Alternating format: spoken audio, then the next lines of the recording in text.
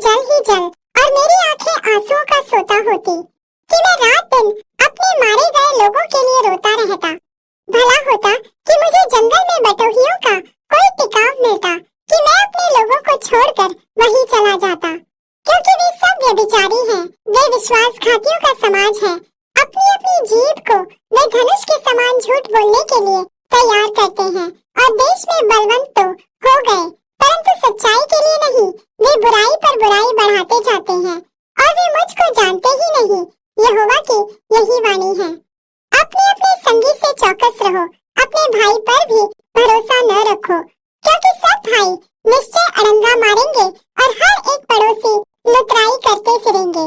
वे एक दूसरे को ठगेंगे और सच नहीं बोलेंगे। उन्होंने झूठ ही बोलना सीखा है और कुटिलता ही में परिश्रम करते हैं। तेरा निवास छल के बीच है, छल ही के कारण वे मेरा ज्ञान नहीं चाहते। यहोवा की यही वाणी है।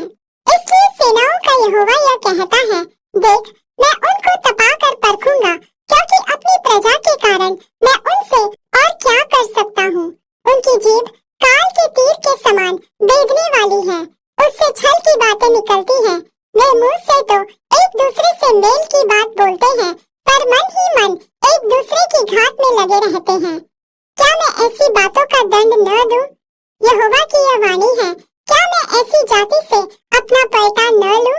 मैं पहाड़ों के लिए रो उठूंगा और शोक का गीत गाऊंगा और जंगल की चराइयों के लिए विलाप का गीत गाऊंगा, क्योंकि वे ऐसे जल गए हैं कि कोई उनमें से होकर नहीं चलता और उनमें पशुओं का शब्द भी नहीं सुनाई पड़ता। पशु पक्षी सब भाग गए हैं। मैं यरूशलेम को खंडर बनाकर गीदड़ों का स्थान बनाऊंगा और यहूदा के नगरों को ऐसा उजाड़ दूंगा कि उनमें कोई न बसेगा। जो बुद्धिमान पुरुष हो वह इसका भेद समझ ले, और जिसने यहोवा के मुख से इसका कारण सुना हो वह बता दे। देश का नाश क्यों हुआ? क्यों वह जंगल के समान ऐसा जल गया कि उसमें से होकर कोई नहीं चलता?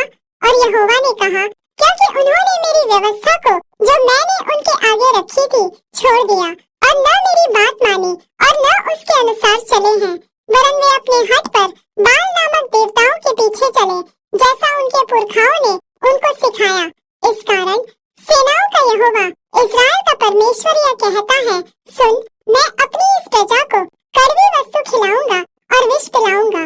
मैं उन लोगों को ऐसी जातियों में तितर बितर करूंगा जिन्हें न तो वे न उनके पुरखा जानते थे, और जब तक उनका अंत न हो जाए तब तक मेरी ओर से तलवार उनके पीछे पड़ी रहेगी।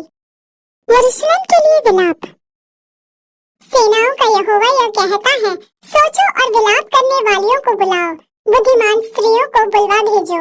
वे फुर्ती करके हम लोगों के लिए शोक का गीत गाएं कि हमारी आंखों से आंसू बह चले और हमारी पलकें जल बहाए। सिय्योन से शोक का यह गीत सुन पड़ता है, हम कैसे नाश हो गए, हम क्यों लज्जा में पड़ गए हैं, क्योंकि हमको अपना देश छोड़ना पड़ा और हमारे घर गिरा दिए गए हैं।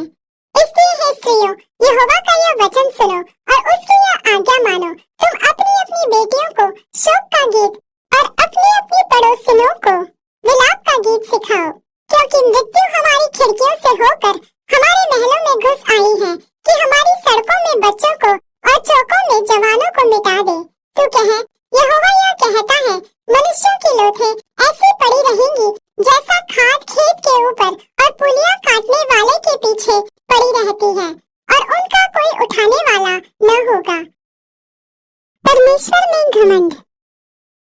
यहोवा यह कहता है, बुद्धिमान अपनी बुद्धि पर घमंड न करे, न वीर अपनी वीरता पर, न धनी अपने धन पर घमंड करे, परंतु जो घमंड करे वह इसी बात पर घमंड करे कि वह मुझे जानता और समझता है कि मैं ही वह यहोवा हूँ जो पृथ्वी पर करुणा, न्याय और धार्मिकता के काम करता है, क्योंकि मैं इन्हीं बातों से प्रसन्न रहता हूँ।